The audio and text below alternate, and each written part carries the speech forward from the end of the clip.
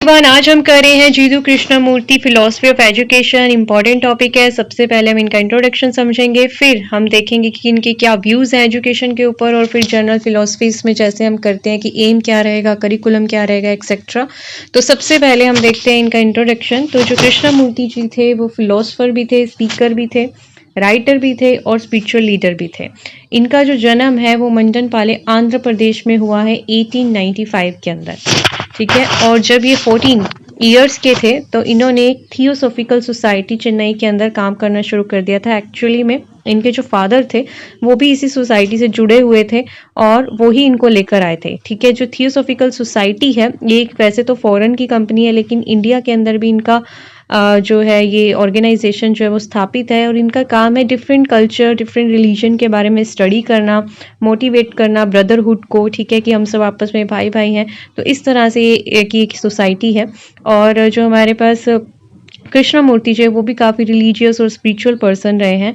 और फिर जो है इसकी जो प्रेसिडेंट थी उस टाइम पे, ठीक है, एना बेसेंट, वो जो है इनकी एक गार्जियन बनी, ठीक है, और इनको इंग्लैंड ले गई, ठीक है। इसके बाद जो है उसी थियोसॉफिकल सोसाइटी के अंदर ही जो है ये बड़े हुए, इन्होंने बहुत कुछ सीखा, ठीक है। लेक्चर्स करना शुरू किया, गैदरिंग्स के अंदर लोगों को ये मोटिवेट करते थे, डिफरेंट टॉपिक्स पे ये अपने लेक्चर्स देते थे। तो इनको जो है थियोसॉफिकल सोसाइटी जो है एज अ टाइटल देना चाहती थी वर्ल्ड टीचर का, ठीक है। और उसके पीछे शायद इनके कुछ व्यूज़ मैच नहीं करते थे थियोसॉफिकल सोसाइटी के उस टाइम पे।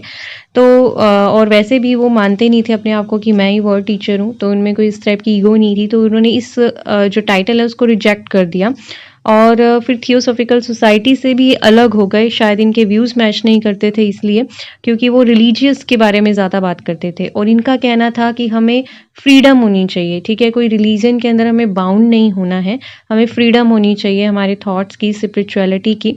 तो इन्होंने फिर पब्लिक गैदरिंग के अंदर जो अपने व्यूज़ थे वो रखना शुरू कर दिया। फिर वो थियोसॉफिकल सोसाइटी के जो थ्रू है अपने लेक्चर्स नहीं देते थे। फिर कृष्णमूर्ति जी ने एना बेसेंट के साथ ही 1928 के अंदर एक स्कूल जो है, बहुत सारे स्कूल जो है खोले। The foundation runs many schools all over the world, ठीक है। बहुत सारे स्कूल्स का जो फाउंडेशन, उसका नाम भी रखा गया कृष्णमूर्ति फाउंडेशन। और इन्होंने बहुत सारी जो है वीडियोस, बुक्स और सोर्सेज के थ्रू जो है ये स्पिरिचुअल जो ज्ञान है वो दिया। और अकॉर्डिंग टू द जीरोमूर्ति जो एजुकेशन है वो एक लेके ये नहीं है कि आपने जॉब कर ली या, ठीक है, आपने कोई बुक पढ़ लिया, आपने एक एग्जामिनेशन पास कर लिया। There is a no end of education, ठीक है। It is not about to read a book और फिनिश एनी क्लास और एग्जामिनेशन।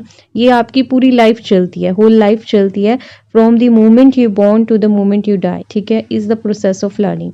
तो इनके ये व्यूज़ थे एजुकेशन के ऊपर। इसके अलावा कृष्णमूर्ति जी ने एम्फेसाइज किया है राइट एजुकेशन, जिसका मतलब है कि आप सेल्फ डिस्कवरी, सेल्फ नोइंग और सोशल ट्रांसफॉर्मेशन की भी बात करें एजुकेशन में, तभी उसको हम राइट एजुकेशन कहेंगे। और इन्होंने कहा है कि हमें जो एजुकेशन जो होती है, राइट एजुकेशन होती है, वो सिर्फ लाइफ के एक ही पार्ट के लिए प्रिपेयर नहीं करती है, लेकिन पूरी की पूरी होल लाइफ के लिए जो है वो प्रिपेयर करती है। तो इन्होंने होल लाइफ की बात करी है इसमें और होल एस्पेक्ट की बात करी है। और इन्होंने कहा कि जो एजुकेशन है वो जो है सोशल चेंज लेकर आती है, ठीक है। इनर जो हमारे अंदर चेंजेस है, न्यूनेस है, वो तो लाती है, लेकिन सोशल चेंज भी लेकर आती है। एजुकेशन ऐसी होनी चाहिए। फिर उन्होंने कहा एक गुड सोसाइटी जो है वो इस्टेब्लिश करता है जब इंडिविजुअल जो है वो अपना रिलेशनशिप और अपनी रिस्पॉन्सिबिलिटी को समझता है।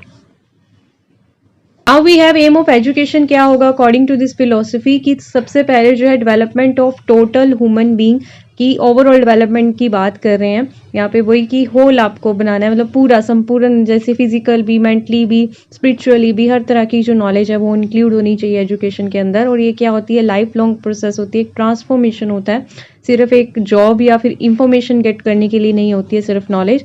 और इसमें जो है scientific as well as spiritual mind दोनों की हम डेवलपमेंट करें। एंड स्पिरिचुअलिटी को भी इन्होंने मेंशन किया कि इसका मतलब ये नहीं है कि आप किसी रिलीजन के स्लेव्स बन जाओ, मतलब आप जो उसके गुलाम बन जाओ या पूरा उसके डिवोटी बन जाओ। आपको इसका मतलब होता है कि खुद सेल्फ रियलाइज करना है, सेल्फ रियलाइजेशन से नॉलेज को गेन करना है। और उन्होंने कहा कि फ्रीडम और डिसिप्लिन जो है वो हमारे अंदर एजुकेशन के थ्रू ही आ सकता है। तो हमारी एजुकेशन ऐसी हो जो फ्रीडम लेकर आए, डिसिप्लिन लेकर आए, और education should bring the change in society, ठीक है। और सेल्फ रियलाइजेशन के बारे में पहले ही पढ़ा है, और हमारी क्रिएटिविटी को भी इन्हांस करे। नाउ वी हैव करिकुलम ऐसा होना चाहिए जो कि इंटीग्रेटेड हो, ठीक है। बहुत सारे अलग अलग सब्जेक्ट्स या टॉपिक्स जो है डिफरेंट सब्जेक्ट्स के, वो जो है आप इंक्लूड करके पढ़ाएं। फिर हमारे पास वर्क एफिशिएंसी को बढ़ाने वाला हो करिकुलम, और इनकरेज करे बच्चे के अंदर पैट्रियटिज्म को, सोल्यूशन दे प्रॉब्लम्स के, इस तरह का करिकुलम होना चाहिए। इस तरह के टॉपिक हम इंक्लूड करें, बच्चे को रिसर्च और डेवलपमेंट के लिए इनकरेज करें, उसका इंटरेस्ट पैदा हो, इस तरह के सब्जेक्ट्स या टॉपिक्स जो है हम उसमें इंक्लूड करें। और सेल्फ एक्सप्रेशन की जो एबिलिटी है वो बच्चे के अंदर बढ़े, नेशनल इंटीग्रिटी और हार्मनी जो है वो बच्चे के मतलब करिकुलम ऐसा जो इनकरेज करे। Now we have method of teaching. तो इसमें बताया गया है कि कृष्णमूर्ति जी के अकॉर्डिंग हमें बच्चे को सिखाना नहीं चाहिए कि कैसे सोचना है और क्या सोचना है, बल्कि उसे फ्रीडम देनी चाहिए सोचने की, ताकि वो खुद से जो है अपनी क्रिएटिविटी जो है इम्प्रूव करे, सीखे। और प्रॉब्लम सॉल्विंग मेथड जो है वो यूज़ कर सकते हैं, एक्सप्लोरेशन मेथड यूज़ कर सकते हैं, और बच्चे के इंटरेस्ट के अकॉर्डिंग जो मेथड सूट करता है वो यूज़ करना चाहिए। नाउ वी हैव टीचर जो है एज अ डिटैच ऑब्जर्वर होनी चाहिए, जैसे हम फैसिलिटेटर की बात करते हैं। और टीचर जो है बच्चों के इमोशन और सेंटीमेंट्स को समझे, राइट एजुकेशन जो है वो प्रोवाइड करे, बच्चे को मोटिवेट करे। और वही बात की बच्चे, ये थोड़ा लाइन यहाँ पे मिस्टेक है कि बच्चे को सिखाए कि कैसे खुद सोचना है, ठीक है। उसको सिखाए नहीं how to think, what to think, लेकिन उसको फ्रीडम दे सोचने की। नाउ उन्होंने कहा कि स्कूल कैसा होना चाहिए। एक परफेक्ट स्कूल वो होता है जिसमें स्मॉल नंबर ऑफ पीपल हो, ठीक है। कोई भी क्लास है अगर उसमें कम बच्चे हों तो ज़्यादा हम बच्चों को अच्छे से समझा सकते हैं।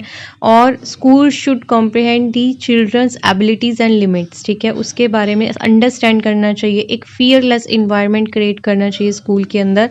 प्रमोट करना चाहिए कल्चर विद नो कॉम्पिटिशन्स, ठीक है। Environment of A school should be loving and cooperative. तो इसी के साथ ये टॉपिक हमारा यहीं फिनिश होता है। Thank you so much for watching, keep watching this channel, stay connected, stay blessed.